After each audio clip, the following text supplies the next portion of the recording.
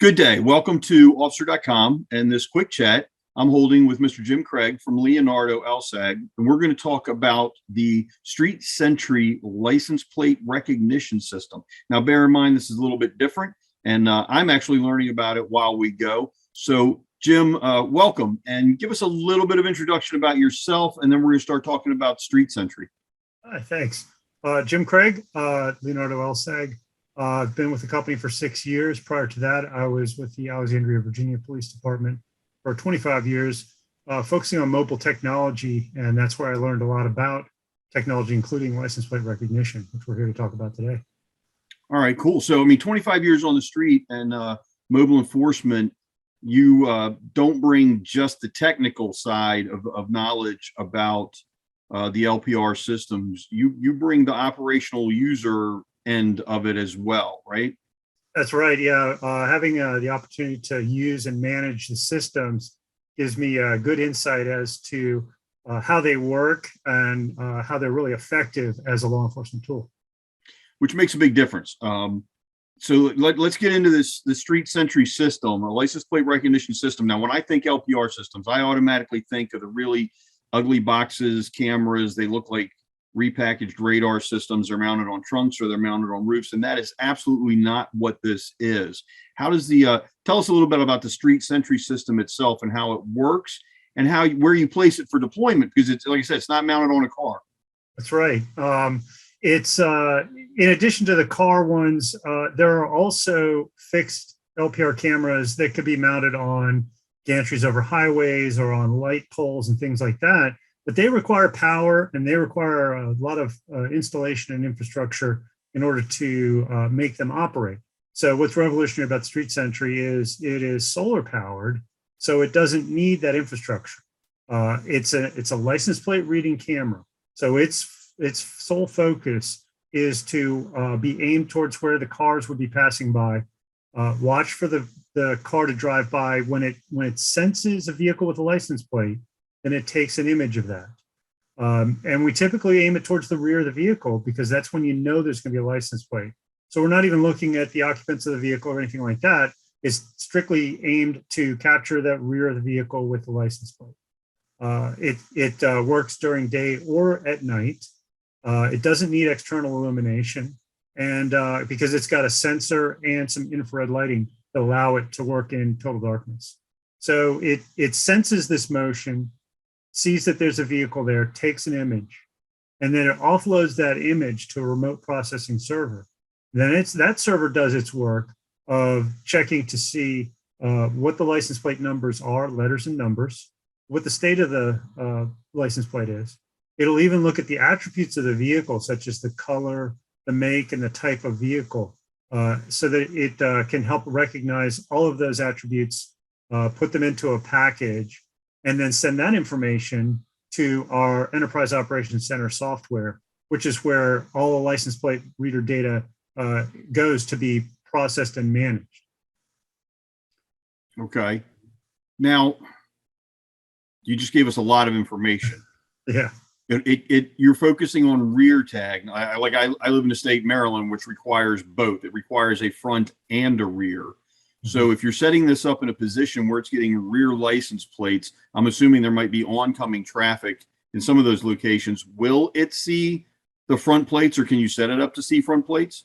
You can. It depending on how we aim it, we might aim it to capture 2 lanes going in one direction, which would be both rear plates. Or on a 2-lane road with a divided double yellow line, we could aim it so that it picks up the front plate of the oncoming vehicles, as well as the rear plate of the vehicles that have passed by.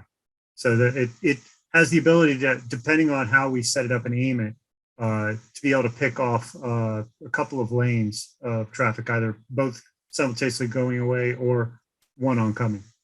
Okay, so it gets the license plate, the state it's from, and some of the characteristics of the car. You said color, probably make, model. What is it when it takes that license plate data and it takes the license plate number, it sends it back to your management system? What's the information that it's typically pulling out of that, the license plate, the number? What everything's gathered out of the registration? What does it do with it? So here's what it's doing, and it's taking that number and it's checking it against lists, primarily a list that's provided by the FBI of stolen vehicles, wanted persons, cars that are involved in crimes. That list is published twice a day, and it's automatically updated on the server. So it's checking against the most recent list to see what vehicles match as they go by. If they do match, an instant alert is sent out to any user who is logged into the system. That alert includes the image of the vehicle as it drove by, the license plate number, the state, the vehicle attributes, make, type, and color, as well as the specific alarm item that it matched against, the list that it occurred from, as well as any the notes that were included in that entry, so that the user can have an experience where as the vehicle passes by, they're instantly alerted to a stolen vehicle, a wanted person, a missing person. And not only is it that FBI stolen, missing, wanted person list, but there are also custom lists that can be created by the users. They might have local warrants of people who are wanted for crimes that they could go after. There may be other criminal investigation needs that can be met by a license plate reader. And these alarms could occur to all users, or it might just send a notification to a particular detective who is interested in following up with a suspect, and then he'll get a pinpoint as to where that suspect is.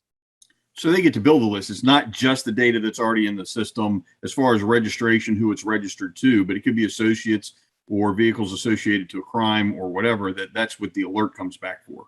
That's correct. Now, to be fair, the registration information of the vehicle is not kept in our system. We're not tied directly to any DMV or Motor Vehicle Administration databases. So it protects the privacy of the individuals. We're not checking this against other databases or things like that. It's strictly taking the license plate number and checking it against predetermined lists of license plate numbers, which are put on a list for some type of criminal reason in a law enforcement setting. All right. And then the user can determine who gets the notifications, who the alerts are sent out to? That's correct. The server has the flexibility to set up multiple groups so that a general stolen vehicle alarm could alert to every user, or specific alarms. As I said earlier, there may be a detective interested in a case. He can have his own special list that just certain license plates alert him on.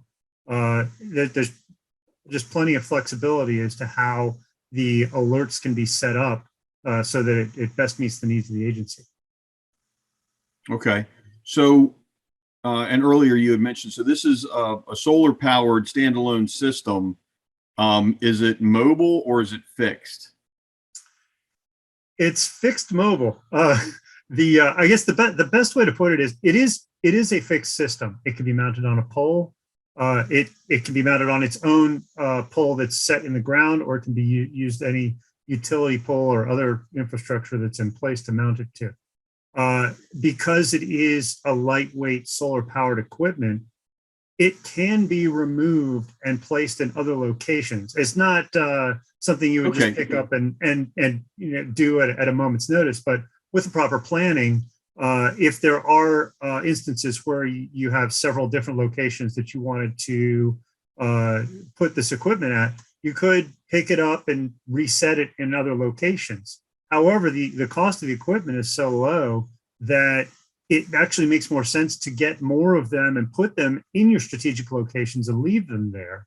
That way, you're creating a network of license plate recognition cameras that will allow you to get that instant alert when you need it, and also have the investigative ability of collecting information from multiple sources and be able to use that down the road in your investigations. Because in addition to alerting on tags that are on lists, the other vehicles that drive by, the tag number is recorded with the date, time, and location, and that goes into the database. And that can be held for as long as the agency's policy allows, whether that be a week or a year. It's up to the agency and their own state and local regulations as to how they manage that information. But that gives them a great investigative tool to go back in time and help clear cases that otherwise were unsolvable.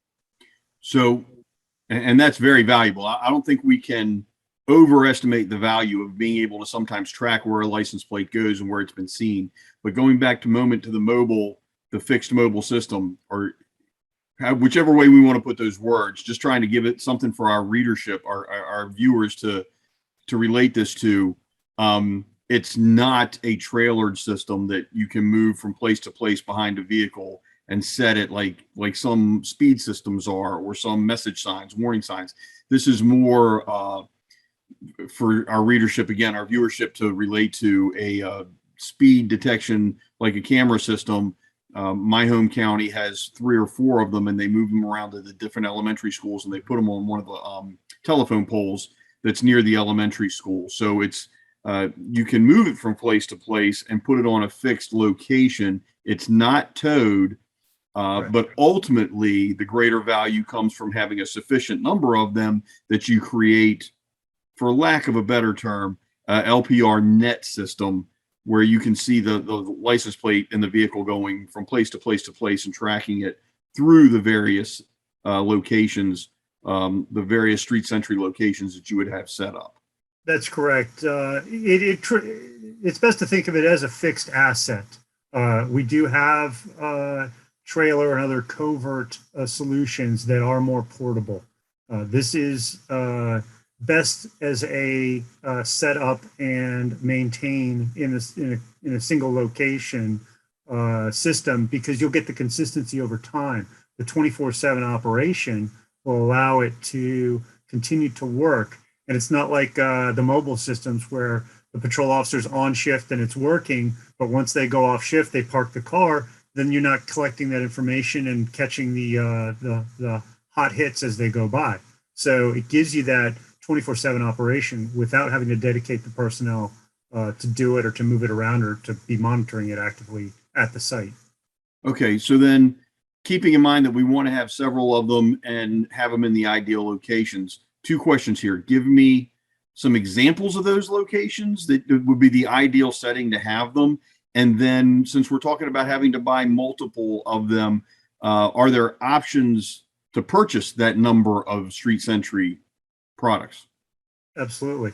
So the locations where these are ideal for are entrances and exits to and from residential developments, commercial areas, places where you have the best opportunity to capture a plate as someone is entering or leaving a protected area, the area that you're interested in. So it's really got almost unlimited possibility as to where it could be deployed. And that's where our team will work with the agencies and customers to help determine the best placement depending on the geography and layout of the streets. We typically look for locations where the roadway shuts down in lanes, so there aren't as many lanes to cover, and that keeps the costs down as well. So speaking of cost, what's a single unit cost, and how many really do you need to build this network properly? Well, that really depends. We have the ability to, a lot of agencies work off of grants. We have the ability to procure the equipment outright. And then there's a lower annual fee for that remote processing. Alternatively, there's some agencies just want a set and forget flat rate annual turnkey service. So the differences in costs are the higher annual service fee is going to be because of the fact that you're doing the turnkey service. A lower annual service fee would be from procurement. So you're looking at just over $7,000 if you want to buy the equipment outright.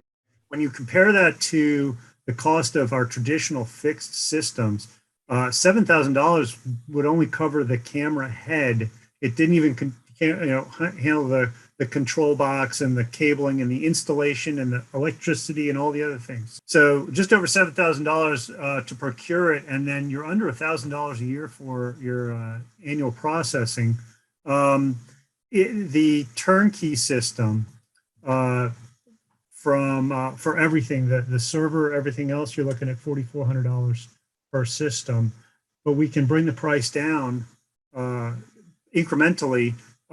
For agencies that are already using our Enterprise Operations Center server, we can drop that price even further. And for agencies that have their own cellular accounts that they prefer to manage instead of us providing the cellular accounts for that, we can drop that price down even more. So it's a conversation that we'd have with each customer to customize it to the budget and services that they need. All right. All good information. Jim, I want to thank you very much for your time today.